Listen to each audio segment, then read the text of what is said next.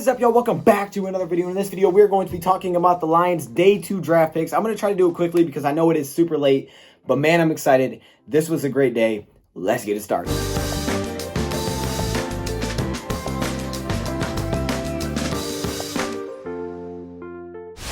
All right, so the Detroit Lions have made 3 picks today. They came into day 2 with 3 picks. They picked at 35, they picked at 67, and 85. The Lions ended up leaving with 3 picks, but one of those picks actually came at 75. The Lions left with 3 picks, and I think they got 3 players that can impact them right away. For me, this was the big day. You know, the first day was huge, but it was kind of like, you're getting a very talented player, don't get me wrong. But at the same time, not only are you getting a talented player, there's only a couple of options. There's only a couple of things you can do. You know kind of what you're getting there. But day 2 is where Bob Quinn has to make his money. This is where Bob Quinn needs to strike. The second round has not been very kind to Bob Quinn. I think someone just subbed or something, so shout out to you. Second round hasn't been kind to Bob Quinn. Third round has been. So Bob Quinn had to make something happen here because you got to make it work at some point. You need impact day 1 playing starters. And you have the 3rd pick, which is almost the first pick when it comes to the second round. So the Detroit Lions had to get impact players, and boy did they. Let's start off with the first player they brought in DeAndre Swift. Now, some people are going to be upset about this and saying, we needed trenches, you got to go offensive line, you should have got a pass rusher here, you shouldn't have went running back. That wasn't our big need. Well, when I think about it now after Detroit Lions made this pick, we should have looked at it as a bigger need. This is a big need that we didn't really address because we have so many players at the running back position, but yet, after Bob Quinn addressed it, it opened my eyes to, we definitely needed this. We needed a guy like this. Detroit Lions needed a player like DeAndre Swift that could have an impact day 1. Now, I know what everybody's thinking. I know what everyone was thinking at the time of this pick. And I defended this. So if you want to go back and watch the live stream because you don't think I defended this at the time, trust me, I did. Go back and watch it. I know some people are thinking, oh, you got a running back, but that's not the need. You need a pass rusher. Oh, but you need a lineman because you can't run without linemen. Let's think about this for a second, though. Let's just think about this. Bob Quinn came in back in 2016. And what did he say when he came in? He wants to fix that offensive line. That offensive line has to be, very big. He's all trenches. He wants defensive line. He wants that offensive line. His goal was set out to have a great offensive line. Something that we could just go behind, something that could protect Stafford, and that could make this running game relevant. So what did he do? He has spent multiple first-round picks on getting offensive linemen early, whether that's Taylor Decker or Frank Ragnow. He spent multiple picks, Graham Glasgow. He's went all in for offensive line when it comes to the draft and now free agency. And one thing he didn't do was really address that running back position. Well, he kind of did. He actually addressed it by trading up, I believe, and getting a second-round player in Kerryon Johnson. Now, this is a pick that now we look at and say, oh, yeah, you messed up there. That's proof that, you have to have a good offensive line. Our offensive line is good enough. But is it really proof of that? Let's think about this for a second. Kerryon Johnson's first year he came in, when he was healthy, averaged 5.5 yards per carry. Now, let's think about this. A running back averaging 5.5 yards per carry is not normal in the NFL. That is insane. We knew what Kerryon has. We know the talent that he still has, and he's on the final year of his deal, I believe. Kerryon had talent, and he still has that talent. 5.5 yards per carry. But if he would have stayed healthy, if he would have averaged 5 yards per carry, we're looking at this and saying, yeah, that's a running game. He was on pace to have 1,000 yards. He was the first guy to actually get 100 yards rushing. We thought we had a running game. And then what happened? Injury struck. Injury to end the season, injury the next season. And oh my gosh, we can't run the football. The offensive line is not good enough. But last year we had the 11th ranked offensive line in the league, and Bo Scarborough averaged 4.3 yards per carry. Bo Scarborough, a practice squad running back, no disrespect to him, averaged 4.3 yards per carry. So is our offensive line really that bad? Or do we need a beast behind the line to make something happen? Do we need a healthy player? No hate to Kerryon, I think he's great. And I think this actually helps out Kerryon if he stays on the team because it's going to give him a guy to mix with. DeAndre Swift and Kerryon can be a deadly 1-2 punch, and they can actually keep Kerryon healthy because he'll be less on the field. That's great. So now you have a great running back. So the Lions, maybe they should have just got a great running back, and that's exactly what they did. They got a running back that can fix the run game. What have we talked about forever as Lions fans? Matthew Stafford's never had a defense. He's never had a run game consistently. We've never had a run game, right? Not under Stafford, never. Not since like Barry Sanders' era. And when we finally had the glimpse of it, it was because we drafted a running back round 2, and he averaged 5.5 yards per carry. This year, offensive line came out ranked 11th. And we want to say, okay, maybe it's still offensive line's fault. But the Detroit Lions running back from the practice squad named Bo Scarborough averaged 4.3 yards per carry. Not only that, in free agency, the Lions, they lost Graham Glasgow. Oh, yep, now we're depleted. We've moved on from Rick Wagner. Oh, now we got a lot of holes to fill. But we filled those holes.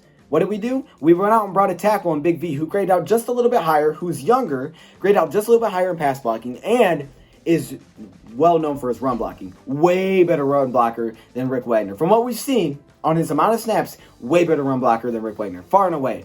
So let's say, for example, he's plays tackle. Now you got to upgrade there. That's a better run blocker. Okay, what about the guard spot? Well, I'm about to talk about that in a second. We just added one of the best guards in the draft. One of the best guards in the draft. That's why Bob Quinn killed it. Yes, offensive line is first. I'm a trenches guy. But you also need a guy in the backfield who can make plays. And we've seen with a guy like Kerryon that's capable, when he's healthy, we look pretty dang good running the football. Protect Stafford. Stafford went down, he missed half the season. You don't think you can run the football? Stafford won't be getting his much. It's going to sell a lot of plays. It's going to open up tons of things for Darrell Bevell in this offense. Lions needed this. Lions needed a beast in the backfield. It wasn't just something that was like, oh yeah, I love it because he has a cool jersey. You need a beast back there to go make something happen. All right, we needed that. And we've seen when we've had it, it's worked. Now we added another beast, DeAndre Swift, who, if Kerryon Johnson stays on the field, can pair with him, and that 1-2 punch can be completely deadly, and it could keep Kerryon Johnson healthy. So this was a beautiful pick. Well, what the Lions do next? Well, you still need pass rusher because AJ Epinesa was there, Ethan Gross-Matos, and you passed on him. But now you have no edge rusher, which was our biggest need coming into this other than offensive line. You got to get to the quarterback. You got a cornerback, cool. You got a running back, but you're not addressing the need.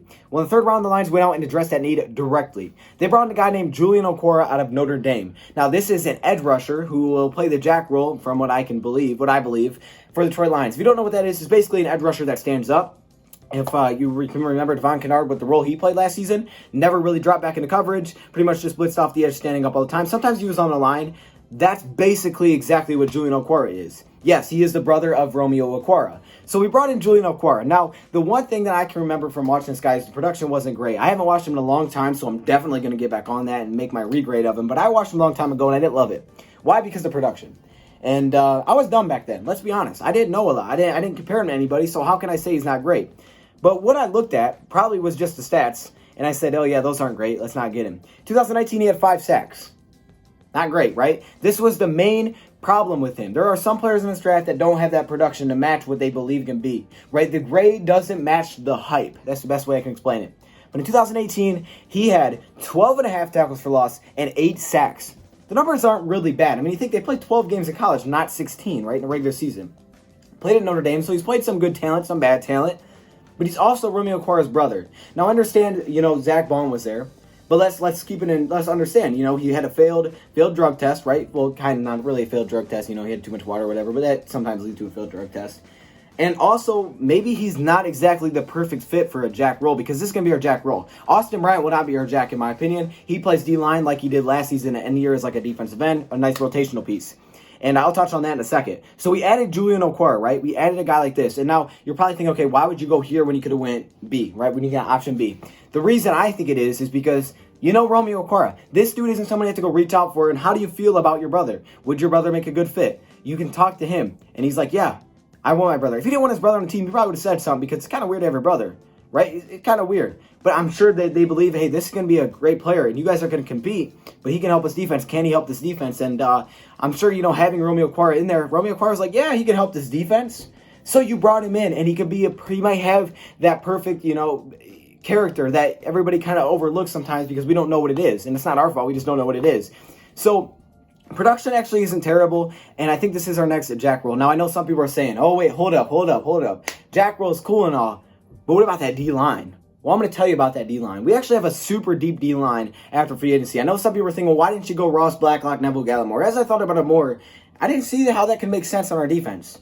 Our D-line consists of Trey Flowers on the edge. Defensive tackles consist of Danny Shelton, who will be a starter next season, I believe. Without a doubt, he's going to be a starter. Oh, he only got $4 million a year. He's going to be a starter. He's 26 years old. He's coming off his best season as a starter for the Patriots. He's going to be a starter. The backup to him is Nick Williams, who had 6 sacks last year. 6 sacks from the tackle position from the Bears.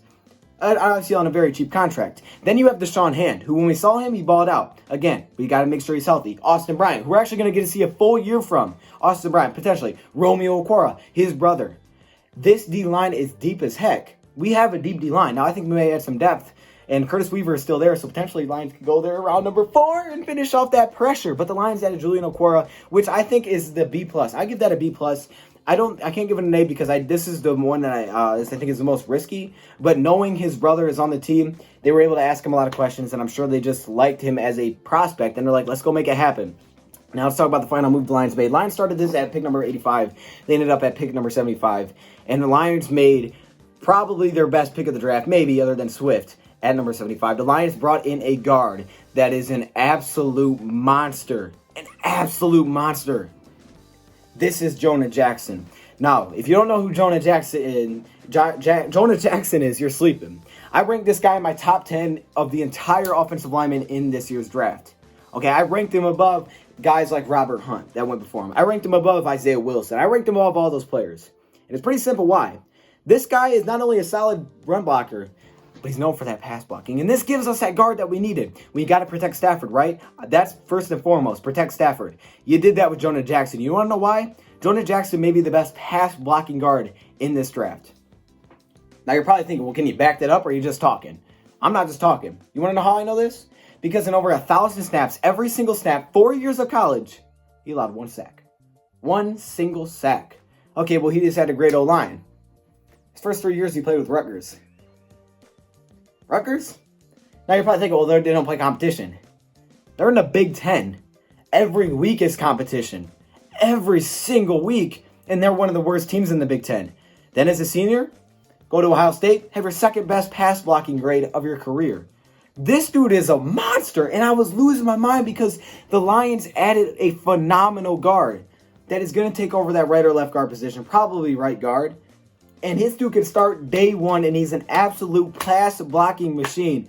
The Lions, you have filled out your 3 biggest needs, and you still have good prospects available tomorrow. This was absolutely beautiful. Bob Quinn, you killed this draft, and we'll be back tomorrow to talk a little bit more about day 3 prospects, and I'll keep you guys updated on what the Lions do tomorrow. Lions still have opportunities picking at 109. 3 more picks, and the Lions are back on the clock. 2 more picks, and the Lions are back on the clock, and Curtis Weaver's still there. Let me just point that out. So more pass rush can come. Poor pass rush. You can never have enough pass rush. Bob Quinn has said it. Don't be shocked if Curtis Weaver is our 109 pick. I will say that, and that would be an absolute beast.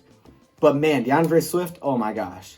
Julian Okwara, a little bit nervous, a little bit worried, because I'm not completely sold, but I do believe knowing Romeo Okwara, that's probably why they took him. And Jonah Jackson, what a beautiful trade. Now, what do they do? Well, the Detroit Lions gave up their 149 pick, which is their 5th round pick, and their 182 pick, which is their 6th round pick. But they do have 2 5th round picks. So they gave up one of their 5th rounds and their 6th round. So Detroit Lions still have a 5th round pick, and they received back in return a later 6th round pick.